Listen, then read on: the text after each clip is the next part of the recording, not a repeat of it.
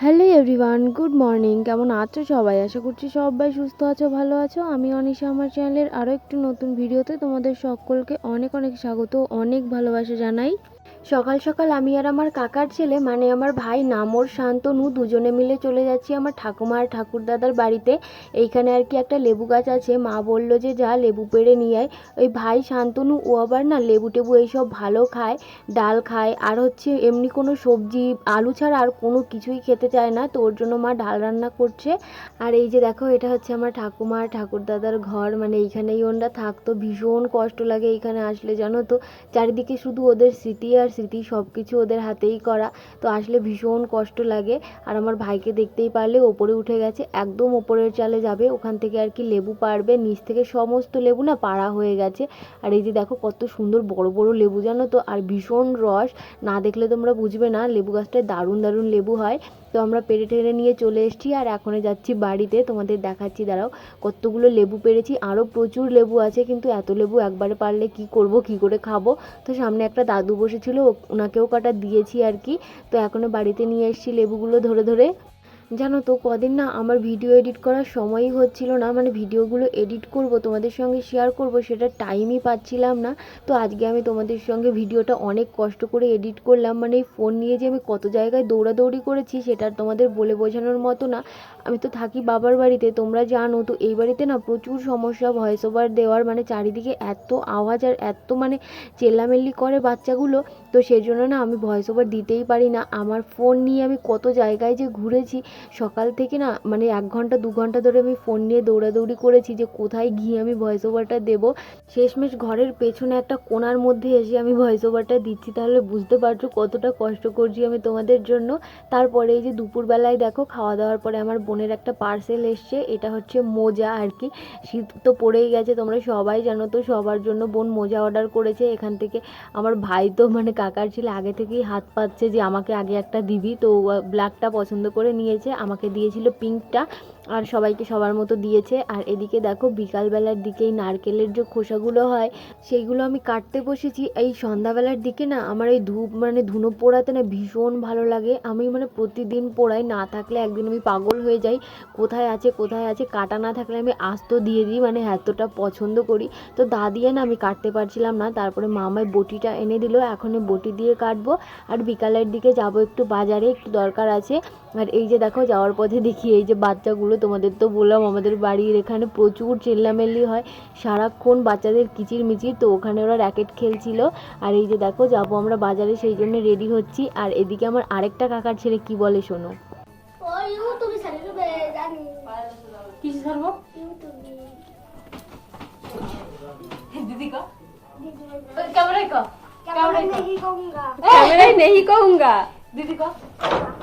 দিদি দিদি ক এই দেখ, এই ঘরে তোর সবকটা দিদি কলাম ক দিদি ক হ্যাঁ চুল ধরছি সব মাইরে দিলে দেবে দিদি ক, নালে ছাড়বো না।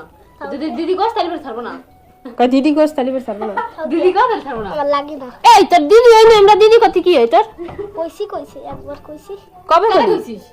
জানি ওই দিয়া মাইলে শুনে কর দিদি কই না কে দিদি ক দিদি কই একজনে কব কই কারে বুঝি কি তো আমারে একদিন কই বাইরে কই তো তুই আমারে কইছিস দিদি কি কইলি? আই তুই ওর দিদি কইছিলিস? কারে দিদি কইছিলি ক? আমাকে তো টাহা নে আর বলে খুব নে আও দিদি টাহা দে পাক করে নি না দিদি কারে দিদি তুই আকার দিদির রসিকা তুই আর কিছুই না আর তো আরা। তো দেখতেই পারলে আমার ওই ভাইটা না কোনো দিদিকে কোনো দিন দিদি বলে না, ও শুধু ওই এই সব বলে, মানে দিদি বলবেই না, এতটা লজ্জা পায় দিদি বলতে, কি জানি কি হয়েছে ওর, দিদি বলবেই না।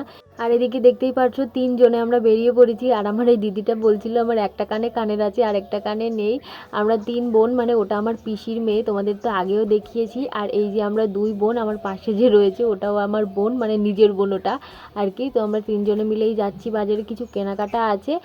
আর আমার ওই দিদি পিসির মেয়ে, ওকে আজকে বাড়িতে গিয়ে আবার সাজাতে হবে, ও যাবে একটা বিয়ে বাড়িতে, তো আমাকে বলেছে একটু সাজিয়ে দিবি।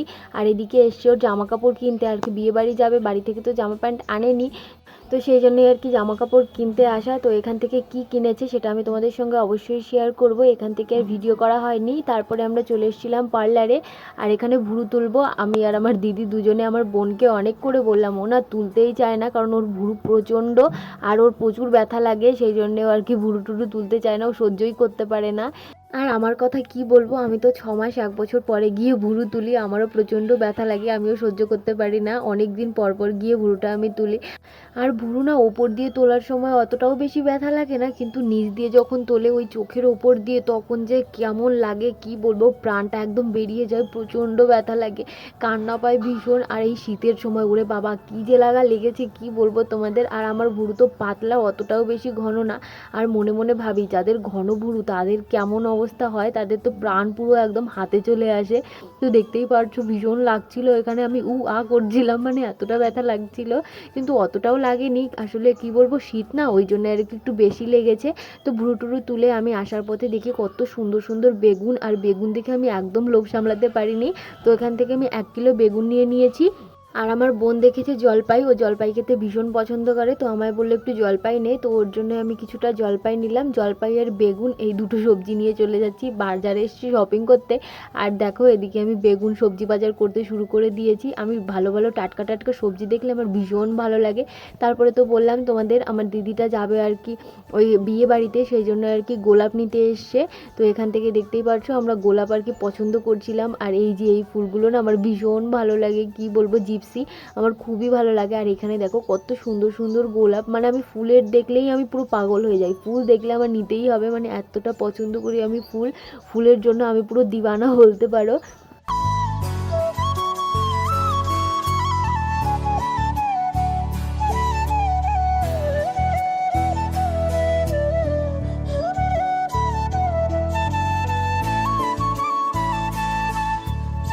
কেউ যদি আমায় কোনোদিন কিছু গিফট করার কথা ভাবে, আমি বলবো আমায় ফুল দিও, কারণ আমার ভীষণ ভালো লাগে। অন্য কোনো জিনিসের থেকে যদি আমায় ফুল দেয় তাহলে আমি বেশি খুশি হব।